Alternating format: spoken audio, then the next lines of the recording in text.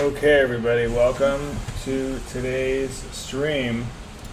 We're going to do what we always do. We're going to look at markets pretty quick. Let's see what's going on. Looks like stocks are down because inflation's up. Let's look at stocks. Continuing to kind of bleed lower. How's vol? Kind of flat. Credit Suisse. Let's look at their CDS. This has been a big driver of markets recently.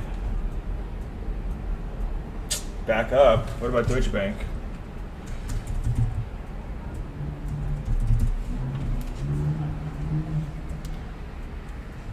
So not great.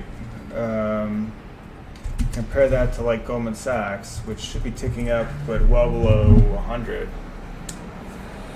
Whoa, up to 140. So some credit priced in, but really still mostly contained to Credit Suisse. Hopefully this music isn't too loud. We're trying to experiment with the form. So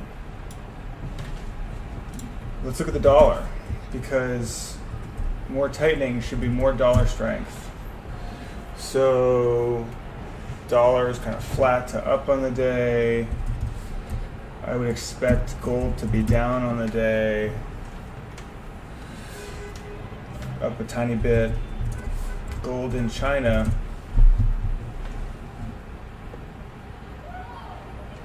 up a tiny bit today. So mostly nothing happening. Let's look at bonds finally and tips. Not a lot happening, more pressure. Bonds trying to make some kind of bottom here. Let's see tips. A little bit of a bottom in tips. Okay, so what happened in the economic report? PPI came in a little hot, and yeah. So PPI came in a little hot. Let's look for X, energy and trade.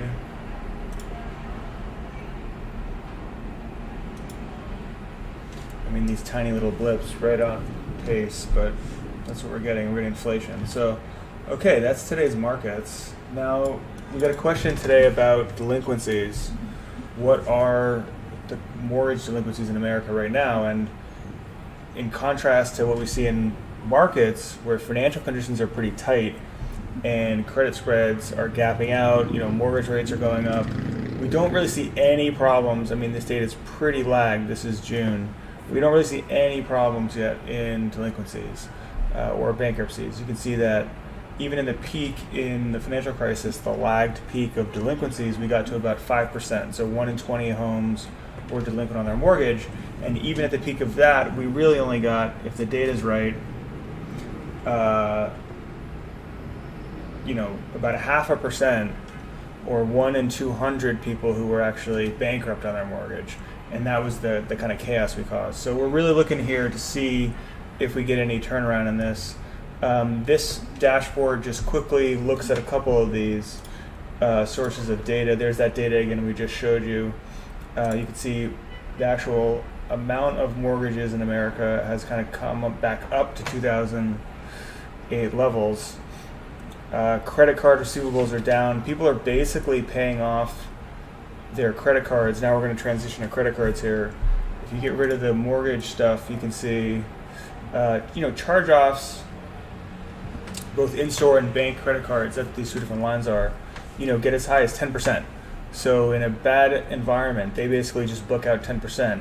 And because we've had pretty high payment rates, you can see these are payment rates, 20%, 30%, I think this is a month of paying off balances. The blue line is banks, the red is, Filene's Basement credit card, Home Depot credit card.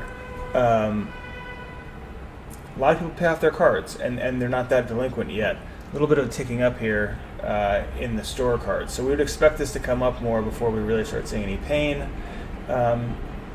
Partially that's going to be because rates are going up. So the base rate that's operating under both of these, kind of the pass-through rate of financing for the underlying lender, you can see the banks have a big advantage in here, about 1%. That leads to a spread of about 15, 20% on top. So you take a base rate of now going to 5, spread of 20, credit cards have gone from 20 to 25%. That along with the downturn in economic conditions should lead to people starting to go delinquent on their cards. And you can see yields are, still pretty high, but going up for the banks. So if you think about that, banks can lend at 22. Even Credit Suisse can make money doing that with a 300 basis point credit spread. Last thing to kind of look at for today, we did a little work on the velocity of money. We're telling you guys that, double dollar gold, this idea of gold with long dollars as opposed to short dollars made up from this tree. Gold returns plus FX returns for the dollar, which is made up of these guys: Aussie, pound, loonie, peso, yen, euro. It's really a good portfolio right now. It's really protecting people pretty well. And if we look at an old indicator of money supply conditions, is it here? No. No, not this one. Let's just go to the Excel file. As per usual.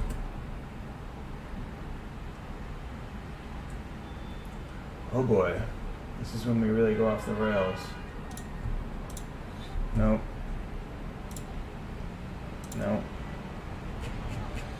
Well, we have USA, let's just do it live. USA money velocity. Okay, and what that's saying is how much GDP do you get for how much money? And we can compare that to a couple different countries. Let's compare it to China. Let's compare it to Japan. Let's compare it to the UK. Let's compare it to Italy. And let's compare it to France. And this is kind of an interesting use of macro because, let's close this, it tells you something, right? It tells you literally over hundreds of years how much GDP we're getting out of these different places. And with the printing of COVID, you can see velocity of monies have gone down. Well, what that means is governments and the banking systems have created a ton of money. A lot of that money hasn't flowed through, particularly to economic GDP, to incomes, aka going into financial assets. So, interestingly, how inflationary spirals work, especially when people leave financial assets, maybe they will decide to start selling financial assets, buying real assets, velocity of money will go up. We'll get nominal growth, but we'll also get more inflation. That would be pretty bad for tightening and for asset prices. So that's it for today. A little bit of a quick one, but happy trading, guys.